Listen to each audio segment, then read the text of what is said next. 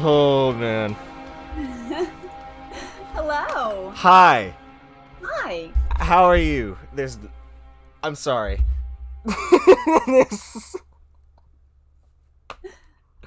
this is this is unreal for me. I've I've had this idea for years, and the fact that it's becoming a reality. You're only the second person that I've interviewed so far, and you're one of my favorite characters. So Aw. so this is fanboying out of the way. Hi, how are you? I'm doing great. How are you? I'm doing so much better now Aw, that this is yeah. wonderful. Yeah, tell me a little bit about your podcast. You say this is something that you've been working on or thinking about for a few years, and you're just kind of starting it up now? Yeah, this has been a dream of mine since I've been playing the game for a long time. Since like I want to say the date was like 2007. Mhm. So before I was in first grade, I was playing this.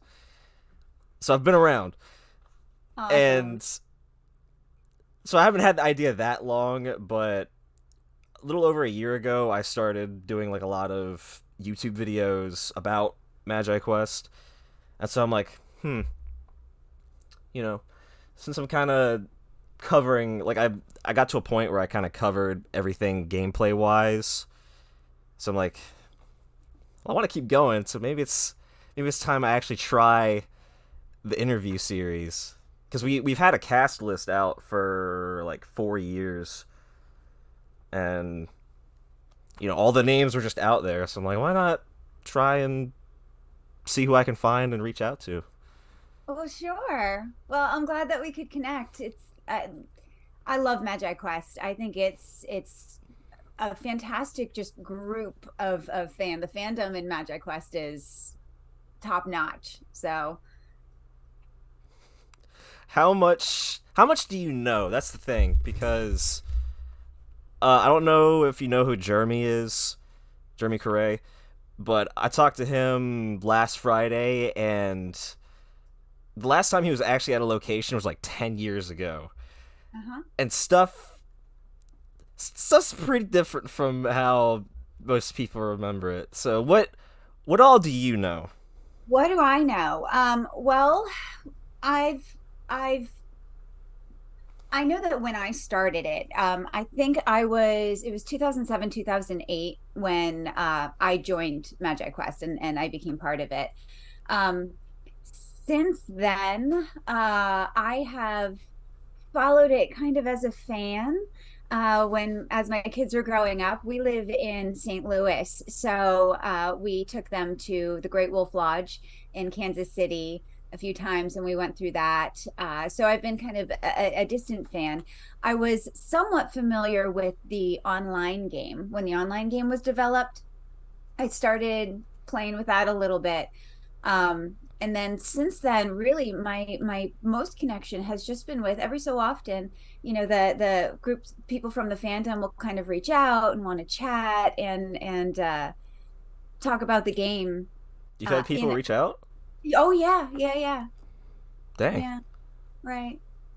It helps that I kind of run in like Renaissance festival kind of circles, so like lots of my friends are D&D folks and are very much into that role playing kind of stuff. So this fits along in with that. So that's how I've kind of been connected ever since I, first filmed for the game. That's interesting to hear how you've had people reach out because the quest master, Bill Stein, I'd say he's like the most iconic part of the game, and apparently I've been the first person like ever to reach out to him. Oh, I'm really? I'm working He's out so dates with him now, but okay. I don't know, Have I thought that was weird because he's like the first face you see, and somehow I'm the first person like ever to reach out to him, which is crazy. But that's cool that people have reached out to you and you've been recognized. It's a Yeah, rare it's thing. been mostly through, social media stuff. It doesn't happen very frequently, but every so often folks will reach out. It's it's one of those games that continues to live, and it's one of those things that the narrative has been kind of taken over by the fandom, you know? And I love that. I think that's so cool. Yeah, it does. That was one of the selling points, I think, was like they didn't make stuff too concrete so it could be like your own story, but there were elements in development that never came to fruition. Uh-huh. But that is definitely a big part of it. So you played MQO? For like a minute. For like a minute. Are you familiar with any of the actors from that? I'm not. No, that came after I After was on your set with them. Mm-hmm. yeah, Yeah, so I was just a fan at that point. because you're in this kind of in between time point when stuff was filmed. So because the Duelmaster stuff was in the game from the beginning, but they didn't actually film the character until like 2007, 2008. So the content was in the game for a long time, but they added you. I don't know what was going on in their mind, but Uh, I don't know why they waited so long. But I I think it mean, coincided with the New Jersey um location. which one was that? I'm having a That that one opened. Oh, I can't remember exactly where it is, but the one in New Jersey Funplex, opened. right? Yeah, that sounds right. Funplex. Mm-hmm. So I think that's why I came in, because each location has different elements and a different story. So you can travel to different locations throughout the continent and get a different quest. So I think mine came with the New Jersey. My quest came with the New Jersey site.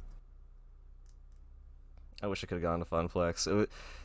We have somebody who used to work there, and there's just like so many goofy stories from there. It was just every location is so different. I didn't really get to go to a whole lot, and I can't anymore because a lot of them are gone. Yeah. So, but I've been around. I got to play at Myrtle, and there's still so many people who never got to play there. Like I have a close friend who he's all the way up in Washington, so and that's very cut off from every other place. All they had was a place in like Seattle, and then that was the closest besides Texas.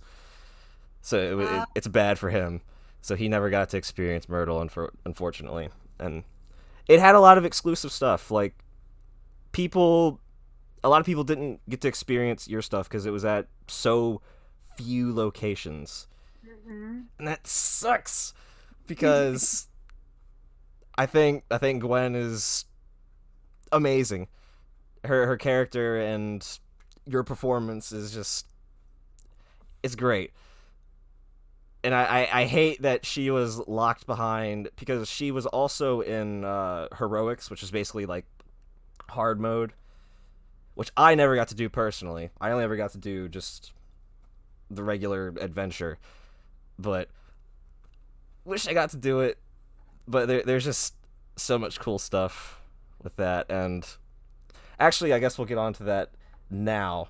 So you got to film a very specific cutscene with somebody, and this is the first time where there was two like live action actors on set at the same time filming a video. You got to film a video with Bill, aka the Quest Master, Sure did. and that blew my mind when I saw this video. And though it was through unconventional means, people watching this video probably know what that means. You probably don't know what that means. Is there a way I can like screen share on here? Congratulations, Magi! You obviously have a grasp on collaboration. Right. And just like the finest magi, you worked together to defeat the dragon.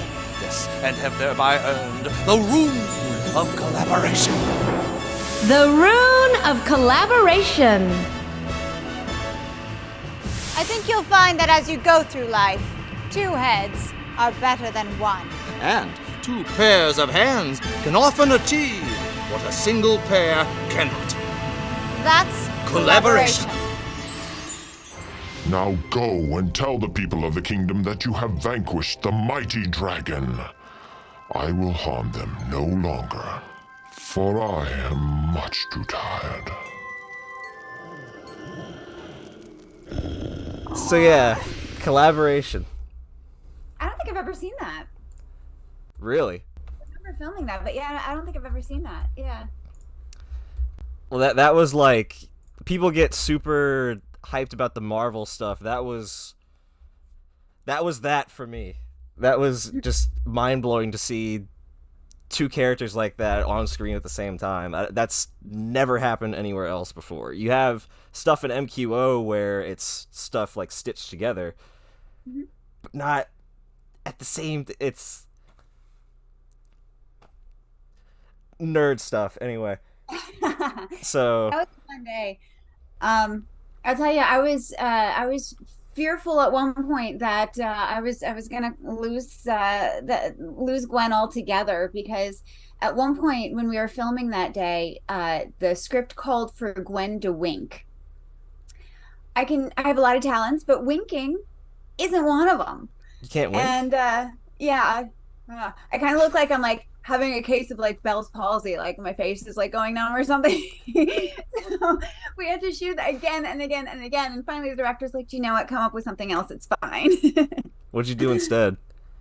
I think I just like I can do like an eyebrow raise, not really on cue, but when I'm in the mood, Gwen seemed to bring on the eyebrow raising, so that, I think I did that instead.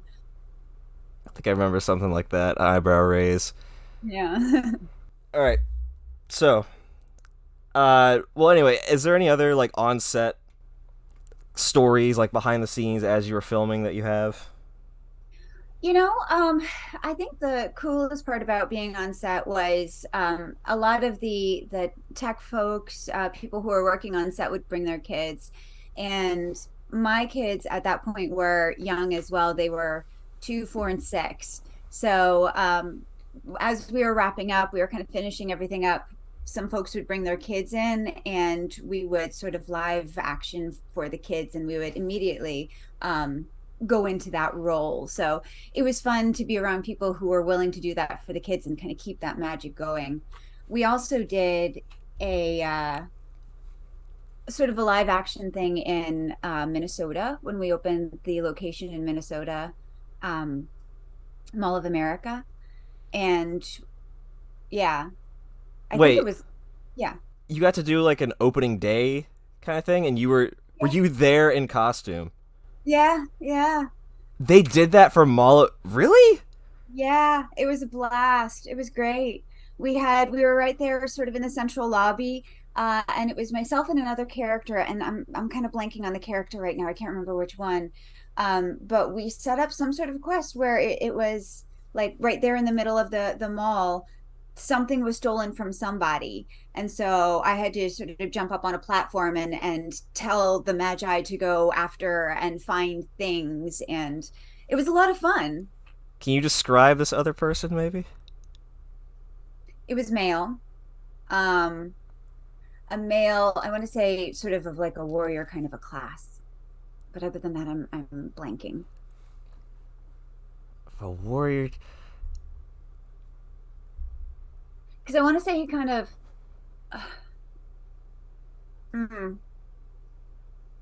Of a warrior class, and this was like 2007, 2008. this was probably, yeah, 07, 08, probably closer to 08, I think, because it was a few months after I filmed my part. This is either the most obvious thing, and I can't think about it right now, or because it's really not like a warrior type of. Anyway, that's. I don't think anybody knows about that because we know about opening day at Myrtle where they had. I don't know if you know who these people are, but Candace, Quivermore, and then the Questmaster, of course. There's a picture of all of them at Myrtle. Right. But they did an opening day thing with you. That's. Yeah. I can't remember if the Questmaster was there or not. I know there was talk of him going to that opening day, but I want to say for some reason he might not have made that one. but I don't remember for sure. So it's possible that the other character was kind of like acting as a stand-in for the Magi, kind of showing them kind of the ropes. So it could Possibly. have for that opening day kind of a character. But yeah, it was great because we got to run through the mall in our costumes, and folks would find us as we would be taking our break, like eating Subway, and the kids are like, "There, we found her." Do you have any pictures from that? Somehow, somewhere, because... Yeah. Oh, golly gee. I want to say I was probably still carrying a flip phone back in that Yeah. day. So I don't think I do, I'm afraid. Because if those could be dug up somehow and showed to the people, then people would lose their minds. Mm-hmm. Like I'm doing right now. So, have I already asked? You said you brought your kids to play. You've been to a location? Because Yeah, the Great Wolf Lodge is the only location I've been able to make. I've always wanted to go to Myrtle, but I haven't had the opportunity to yet. did you ever go to Myrtle? Like you've never been? No, I've never been. I've never been. The one in Kansas City is the only one I've ever been to, other than, of course, the one in Minnesota when we did the opening. But I was in a different role at that point. All right, we're about 18 minutes in, so I guess I should break the news to you. Well, first, let me also ask, what do you know about what's going on today? I'm curious. Because Jeremy, he had no idea. You got me. Did you watch that first video in the playlist that I sent you? I Because thought I did. stuff's not as happy in the MagiQuest world. What's So- going on? So, from 2005 to 2010, every year there was like yearly content updates, so the game would get something new. So you had base game 2005, opening of Myrtle, and then after that they started opening lodges and putting the game in that. So you had Poconos, and then Williamsburg open, and that's where I used to play, Williamsburg. And so Ice Dragon stuff rolled out, year stuff came out, Heroics, and then so on and so forth. And MagiQuest Online was the last thing to come out. That was in 2010. Mm-hmm. And then there was 3 years of nothing. Mm-hmm. And then 2013 rolls around, and Great Wolf comes out with something called Shadow Quest, which was this... Some people like it, most people don't. I'm in the crowd that doesn't like it. Mm-hmm. Because it was this weird, separated, like, self-contained thing from everything else. And it was in a completely different animation style, so if you just saw the dragon, like, even though it's 2005 animation, it still looked good and realistic. This new stuff was in this kind of cartoony, low-detailed, kind of plasticky-looking style. And it was something completely different. It didn't mention anything from the previous game. It was its own kind of thing. Right. And then a couple of more years pass with nothing. And then Myrtle Beach closes. And then a trailer drops on YouTube from Great Wolf about MagiQuest Chronicles. And it's a complete reboot of everything. Yeah. So, but it's basically just copying what was already there. So it just reanimated everything, but it was essentially the same thing. But it took out all of the human actors that everybody loved so much and replaced them with just little CG characters. So Yeah. what happened around 2010, I'm sure I'm butchering the legal terms here, I don't know anything about it, but basically Great Wolf got like major stakes in Creative Kingdoms, and now they own it, so they just completely absorbed them. Right. And it became their own thing. So then they started, we call the original game Legacy.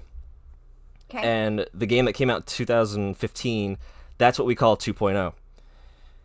And So what started happening after Myrtle closed and this new game was coming out is they started killing off legacy locations and replacing that game with 2.0. And fast forward a couple more years after the standalone locations like Mall of America, Funplex, anything that wasn't connected to a lodge were killed. Yeah. And lodges started getting converted to the new game. Uh-huh. So a couple of years pass after 2015, and they do little minor tweaks to 2.0, but otherwise nothing new. The game's been the same for the last 7 years. Then I want to say around 2 years ago, we hear whispers through the grapevine, through our lodge connections in the Discord, because we have, probably shouldn't be saying it, but we have employees who know higher-ups and all that, so we hear some things. Sure. We hear whispers of something called MagiQuest Plus. And it is another reboot of the game, but it's completely throwing everything out of the window except for a dragon and Goblin King. So, while 2.0 tried to stay a little faithful, and there's references to the Quest Master and all that, this is throwing everything out the window except for just Charlock the Dragon and then a Goblin King. Mm-hmm. So they were a little slow with the conversion with 2.0, but now they're going full force into it. Lodges are getting converted left and right, and we're kind of looking at the end days of Legacy, unfortunately. And while it really sucks because your stuff hasn't been playable for at least 6 years. You just haven't been in the game because every location has been killed off, but there are stuff in the works to introduce those who haven't had the pleasure of witnessing your stuff. Can't speak too much on it. That's all you get. But while it'll probably never be playable again, unfortunately, there are means that people will be experienced with you besides this, but someday. But yeah, things are kind of bleak in the world of MagiQuest these days, unfortunately.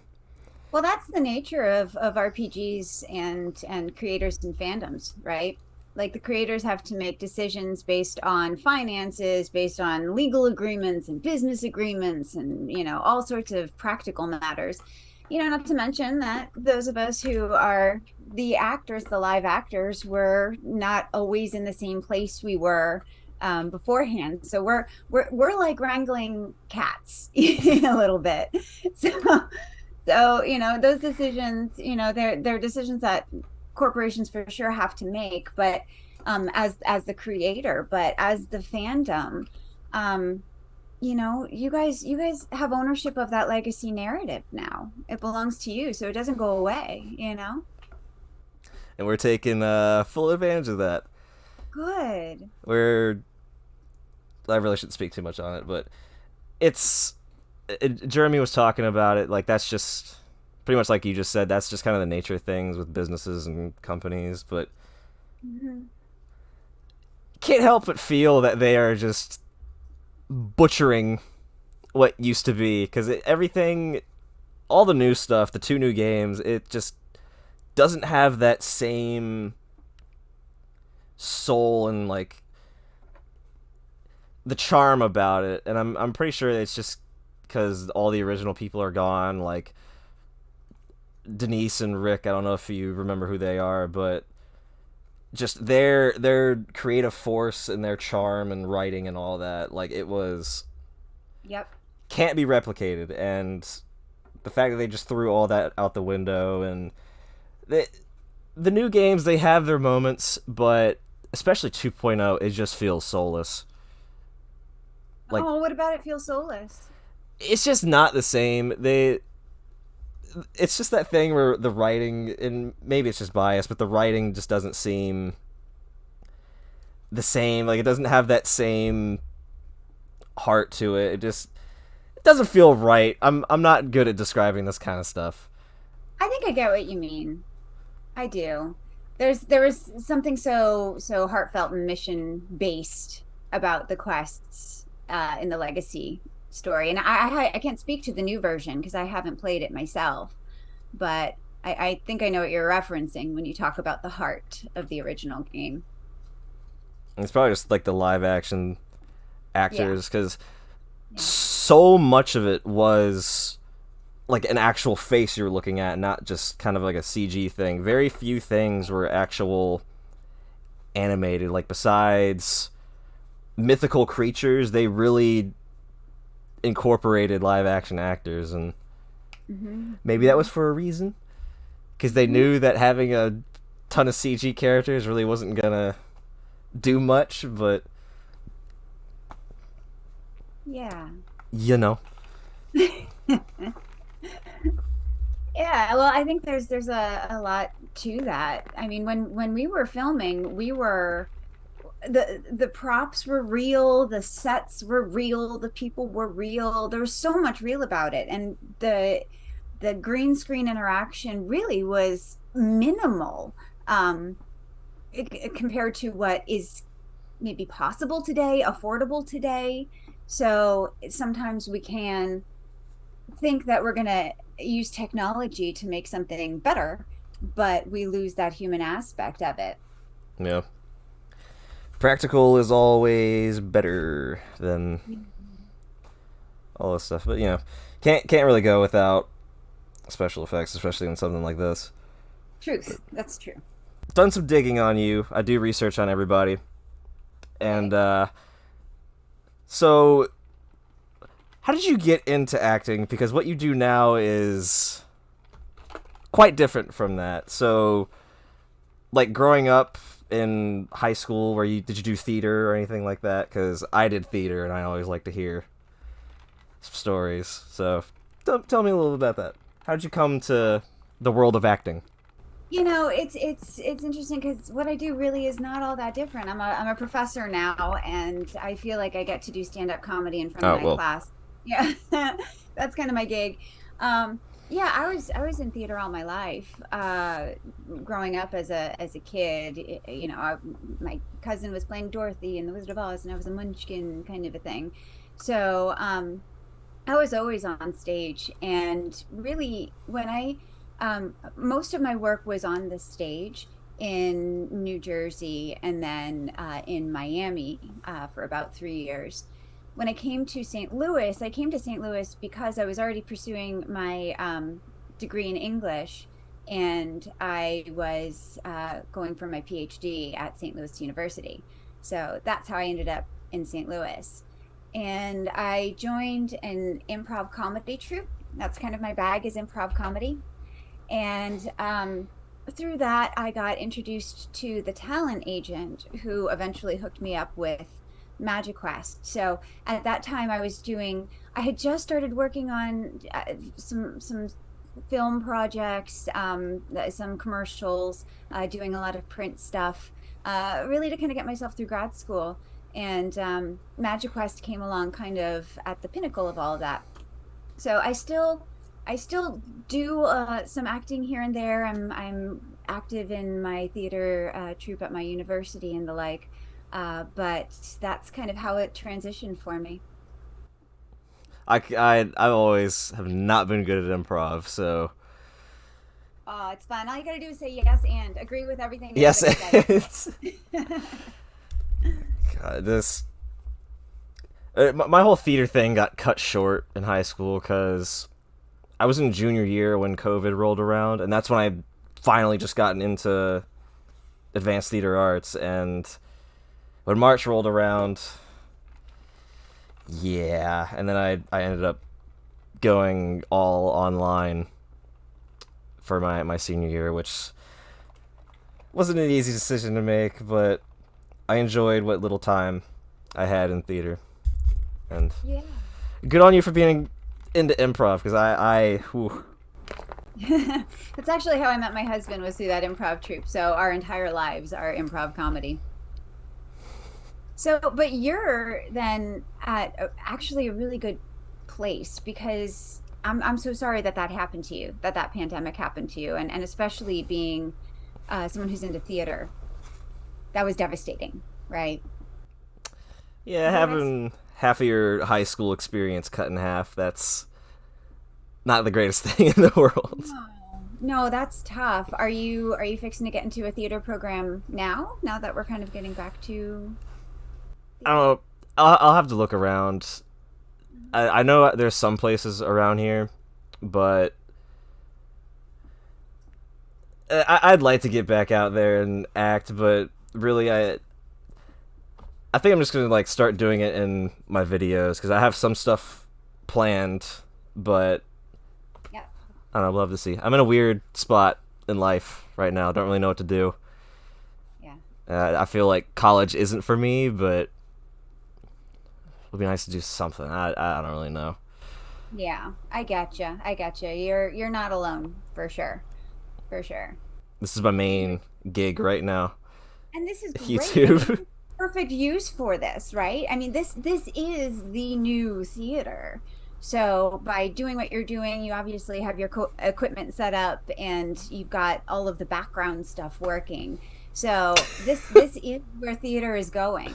So I think you're well positioned, especially because I still want to know what you're going to do with MagiQuest. Like, I want to know what you know, and I don't. Are you gonna like start like a some DLC or what are you gonna do?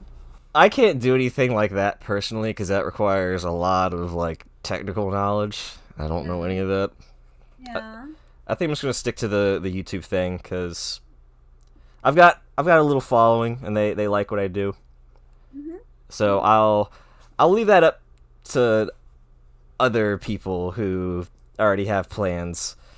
But Well, yeah, maybe some of your followers might have that kind of tech savvy, right? maybe, Yeah. perhaps. Little companion games and stuff. Yeah, you can Maybe keep not. that narrative going by doing exactly what you're doing, and this is the perfect place to do it. It's where it's happening. I need to really look into that kind of stuff because apparently it's not that hard to do. You just need, well, I don't know. Apparently the technology with the wands and getting stuff to activate with like the sensors. Apparently it's not that difficult, but Yeah, yeah, that's the thing. But I mean, maybe this lives online now, right? So maybe MQO was not as successful as we had hoped it might be, right? But maybe that's because it was still in the hands of the creators and not in the hands of the fandom yet. there is somebody. I haven't heard from him in a while. He'll usually update the Discord server, but he is making like a fan game, and he's laid out his own location. And whenever things happen, and he has access to stuff to make it in a finished state, I think he's gonna go full force into it because that's really how the game is gonna live on, is through things like that, just online recreations. Absolutely. And that's the thing. I want to know how well MQO did. I feel like maybe the gameplay doesn't really translate well to a computer game, but I don't know. That was over a decade ago when I was playing that as a kid. Yeah, I think I think it just wasn't totally ready. I don't think it had the infrastructure behind it, and it wasn't able to compete with the other kinds of gaming. And at that point too, online gaming wasn't as prevalent as it is now. COVID did a lot for that too. But there were talks of like continuations of it, but it was really just kind of like a DLC. That's how I always looked at it, because you did unlock bonus content by playing MQO. You would play through all of it, and then next time you went to a physical location, you got an exclusive dragon fight, Yeah. which is the hardest thing in the game. Yeah. And I wish that they kept going in that direction, because just like later content in the game got so much more difficult, and after so many years of playing, the challenging stuff I just want more of. Mm-hmm. So, Yeah. man, Just that constant. I wish the game continued, but it's been 12 years without anything new. So, Yes. you Now know, it's in the hands of fandom. absolutely. And we will see more of that real soon. Indeed, indeed. Well, keep me posted. I want to know. I absolutely will. I'm probably gonna shoot out little update emails to everybody. I need to email Jeremy here soon. But Awesome. anyway, this is gonna end in 2 minutes. I'm trying to think of anything else, or if we can just start like a new one real quick for the last couple minutes. 37 minutes. All right. There's something I can't remember. What was it? I just had it in my mind. I can't remember what it was. Oh,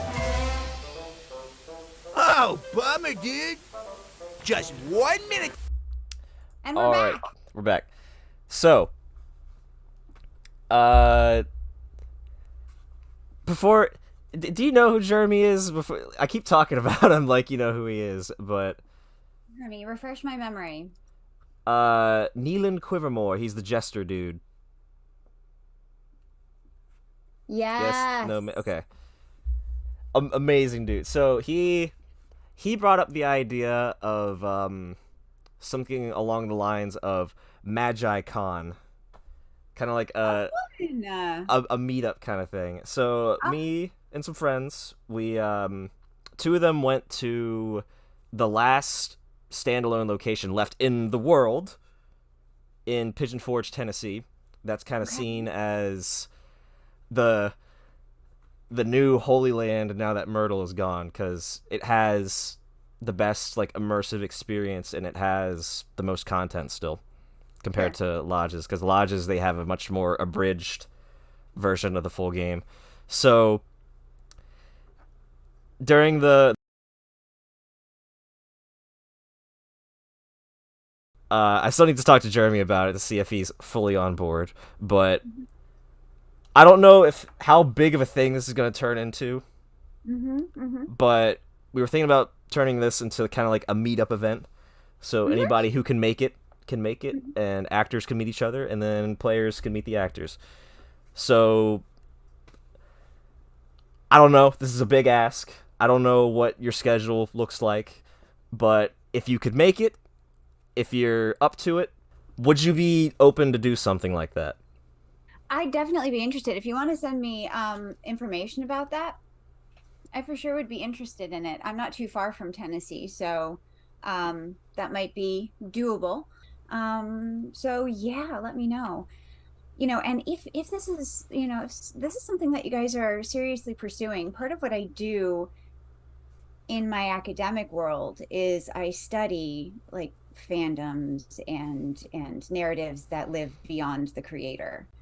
So I would be interested to follow you guys from like sort of my sort of research kind of academic perspective too. And if you would let me do some science to you and collect some data on you, and then maybe, see where this goes. What do you think? I mean, sure. Do some at the location, or do you want to? Mostly, the kind of stuff that I would be interested in is sort of like who you are, right? What brought you together, what your goals are, and how you're marketing yourself online, and how you're kind of cultivating your fandom online. And then the kind of stuff that I write about is when we have fans together taking ownership of a narrative, how does the narrative tend to change? What are some changes that we see? What does the fandom do with it? So, a really famous one to follow that way, or a familiar one, is like the Five Nights at Freddy's franchise, right? So you've got all of these, this like lore underneath the game, and then the fandom starts talking about it, and then that changes how the next iteration comes out, and that sort of thing. So folks will follow that kind of a fandom, and that's what I do. I look into internet-based fandoms of a particular show or genre or something like that, and I see kind of what you guys are doing with it, how you change the narrative. Well, we have plenty of outlets you can look into. We've got a Discord, we've got the subreddit. Nice. There's my YouTube channel and all that. Nice. So there's plenty out there for you to research. Well, I mean, this sounds fun. This would be cool because we're on the ground floor, pulling from content that you kind of grew up with, and now you're re-envisioning that content in this sort of new world. So I think that's really interesting stuff. And if you want to send me information on your Discord, see, I can talk about Discord, but I've never actually been involved in a Discord, so I'd have to do some exploring. But yeah, if you want to send me that information, I'd be really interested to follow you and see what you guys do. Absolutely. Yeah. I'll keep you updated on I'll send emails and stuff. Because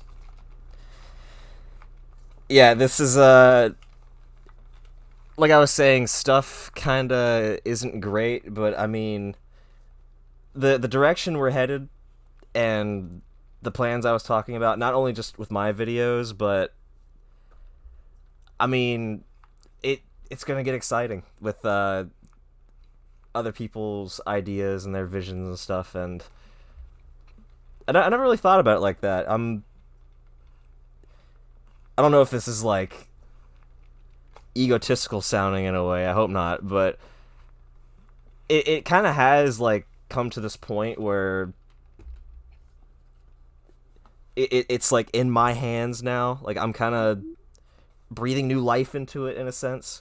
Yes. Especially with the direction I'm taking my videos, because I used to just do you know like the tier list video stuff where you like rank Oh yeah. things? Mm-hmm. Sure. So before I really knew what I wanted to do, I made like a topper tier list, because the things that you can put on the top of your wand, they have different in-game powers and stuff. So I made a video about that. And Yeah. it did surprisingly well. It's like one of Great. my most viewed videos. I was like, okay.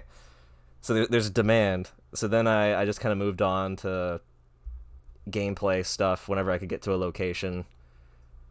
Because a lot of stuff on YouTube, it's just like shaky camcorder footage from 2009 at Yeah. Great Wolf Lodge locations. So there was a lot of stuff that wasn't like well documented on YouTube. So I tried to fill in those gaps as much as I could. Nice. And just get more footage out there, because with this, like, you would think there's good footage of Myrtle. There really isn't. It was around since the beginning. It was the first location, but there is like next to no footage of it. The best stuff we have of Myrtle is a couple of a couple of videos of encounters, and then like a photo tour. But even then, the guy who did it, he has very shaky hands, and the location can be a little dark sometimes, so the photos are very blurry. Thanks, Yeah. Sin. Love you, man. Anyway, so Well, you have to remember, like back in the day, we would not that we were trying to keep those things secret, but we didn't see the value of something like a playthrough. Like the new generation coming up and consuming media wants to see Markiplier play through the game before they'll actually play the game themselves. You know what I mean? And but we weren't in that mindset back then. So that could be why there's not a whole lot of that existing on the internet now. We didn't know that was going to be a valuable thing until recently. and with something like that, you're more so just trying to enjoy it and experience it while you're there, and not have a camera or a phone. But now our generation wants to just, wow, look at the crazy dragon and all that stuff. Yeah, definitely. That's the way my generation is now. Yeah, I think I've touched up on everything. I won't keep you for too terribly long. I don't know what your day is like, so is there anything else you would like to say to the peoples before Oh, the peoples. Well, I'm so glad that this story is continuing. I'm so thrilled to see that it is where it belongs, which is in the arms of the fans, and that you're going somewhere with it. I'm just absolutely thrilled. And I'm going to be a big fan of you and what you do with it. So I would love to stay in touch and see more. Well, that means a lot. Yep. So, yeah, I'll keep you updated. I'll send you my YouTube channel and all that because I don't know exactly when these interviews are gonna go out. I don't want to put them out like too soon after one another, Sure. so I don't just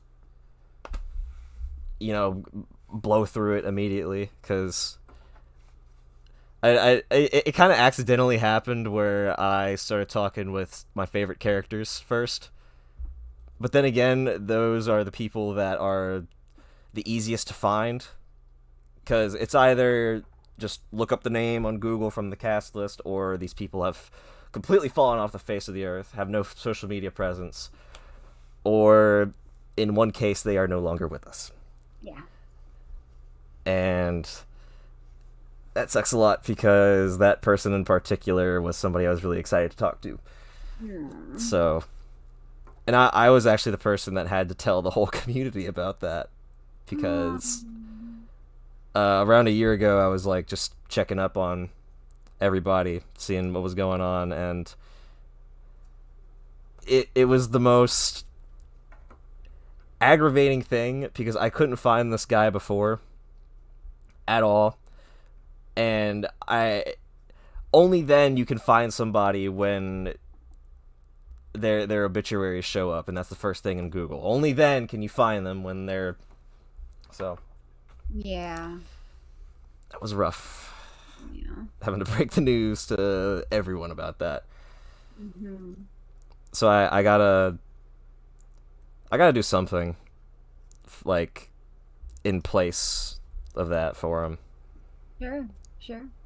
Because that's another weird thing about because the guy, he's the main villain of the game, Xavier. Yes, of course. So you know who that is? Yeah. Yeah.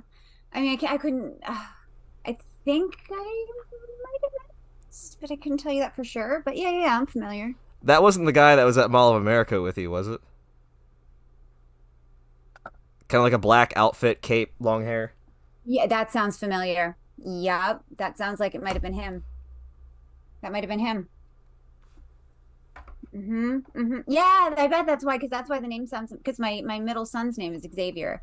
So now I'm thinking, yeah, it was probably him. It was probably the two of us at Mall of America.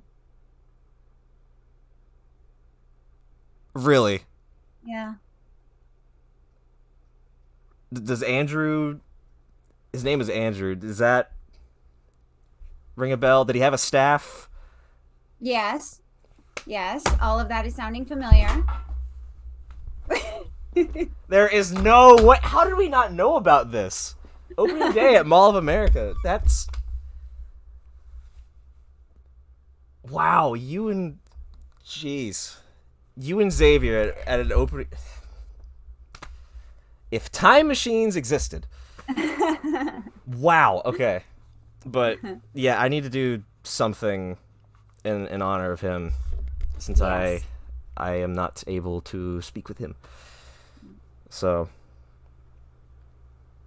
wow, mystery solved at the end of this. So, Oh, love it. wow, but anyways, Mrs. Larson, thank you once again for taking the time out of your day to speak with me. I'm sure I really enjoyed this. I hope you had a good time. And I know the peoples will enjoy this a whole lot as well. So, Well, good. Thank you so much for inviting me to be a part of this. I'm so excited to learn about what you're doing, and I can't wait to watch it develop. well, I'll keep you updated with everything. 100%. Great. So, once again, thank you. And thank you, peoples, for watching. And I will maybe see you at Pigeon Forge in a couple months, or I'll just talk to you through emails. So Good. Either way. All right, thanks. thank you.